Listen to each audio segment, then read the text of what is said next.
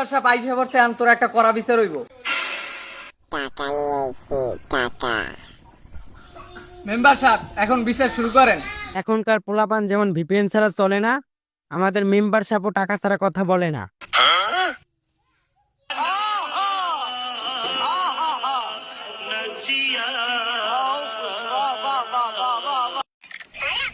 এই ছেলের অপরাধ কি? এই ছেলে আমার মেয়েকে রেপ করছে। এই ছেলে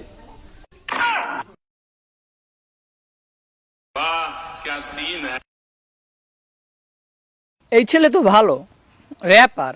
র্যাপার খারাপ নাকি? রেপার না, রেপার। ওই একই হইল। মেম্বার সাহেব ওই ছেলের বিচার করেন।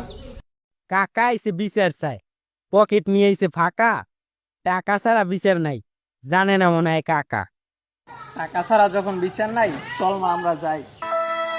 চলো বাবা।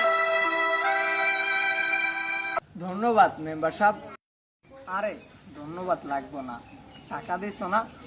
কিরে তোরে তো রেপার থেকে র্যাপার বানাই দিলাম, আমার একটা গান শোনাবি না? আমি র্যাপ গান পারি না। আরে একটা শোনা তো। আরে সামনে যে কত।